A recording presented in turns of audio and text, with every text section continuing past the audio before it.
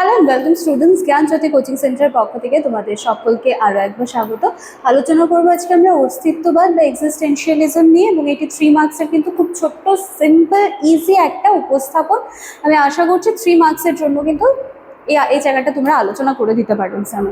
চলো, অস্তিত্ববাদ কি? অস্তিত্ববাদ হলো আধুনিক পাশ্চাত্য দর্শনের একটি গুরুত্বপূর্ণ মতবাদ, যেখানে মানুষের ব্যক্তিসত্তা, স্বাধীনতা, আত্মচেতনা ও দায়িত্ববোধের ওপর কিন্তু বিশেষভাবে গুরুত্ব দেওয়া হচ্ছে।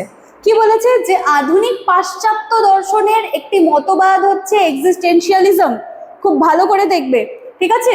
যেখানে মানুষের ব্যক্তিসত্তা, মানুষের স্বাধীনতা এবং তার আত্মচেতনা ও দায়িত্ববোধ, এই জায়গাগুলোর ওপর কিন্তু বিশেষভাবে গুরুত্ব দেওয়া হয়।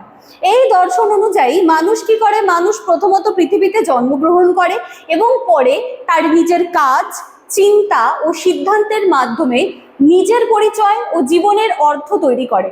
তাই অস্তিত্ববাদে ব্যক্তিগত অভিজ্ঞতা এবং স্বাধীন চিন্তাকে অত্যন্ত গুরুত্বপূর্ণ মনে করা হয়েছে। একদম সিম্পলি মনে রাখবে, মানুষ প্রথমে জন্মগ্রহণ করে পৃথিবীতে। জন্মগ্রহণ করার পর কিন্তু বলা হচ্ছে যে তার নিজের কাজের মাধ্যমে, তার নিজের চিন্তা শক্তির মাধ্যমে, তার নিজস্ব সিদ্ধান্ত গ্রহণের মাধ্যমে কিন্তু সে তার জীবনের পরিচয় বা তার যে জন্ম নিয়েছে, জীবনের অর্থ কি, এটা কিন্তু সে সেভাবেই তৈরি করে। ঠিক আছে? একদম সহজভাবে মনে রাখবে, যে কোনো কিছুকে সহজভাবে মনে রাখবে, এত জটিলে কখনো যাবে না। দেখো, অস্তিত্ববাদের মূল বক্তব্য হলো এক্সিস্টেন্স প্রিসিডস এসেন্স, অর্থাৎ অস্তিত্ব সারবস্তুর আগে। তো এই ধারণাটি বিশেষভাবে জ্যাক পল স্যাটার ব্যাখ্যা করেন। এর অর্থ হচ্ছে মানুষ জন্মের সময় কোনো নির্দিষ্ট গুণ বা জন্মের সময় কোনো উদ্দেশ্য নিয়ে তো জন্মায় না। একটা নতুন বাচ্চা জন্ম নিয়েছে, তার সে জন্ম নেওয়ার উদ্দেশ্য কি আছে? সে বড় হবে, তার কর্মের মাধ্যমে, তার সিদ্ধান্তের মাধ্যমে তবেই না সে ঠিক করবে যে হ্যাঁ আমি জন্ম নিয়েছি, আমার কিছু লক্ষ্য আছে, উদ্দেশ্য আছে, তাই তো?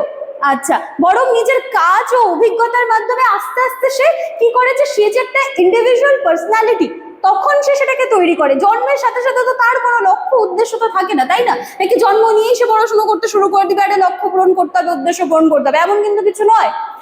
অস্তিত্ববাদ মানুষের স্বাধীনতাকে সর্বাধিক গুরুত্ব দেয়। মানুষ নিজের সিদ্ধান্ত নিজেই গ্রহণ করে এবং তার ফলাফলের জন্য নিজেই কিন্তু দায়ী থাকে।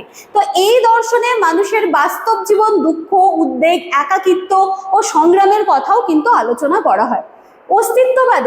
বাদীরা মনে করেন যে জীবনের প্রকৃত অর্থ হচ্ছে কি, মানে তুমি যে জন্ম নিয়েছো, তোমার যে এই যে পুরো জীবনটা, সেটা তো এমনি এমনি বৃথা চলে যেতে পারে না।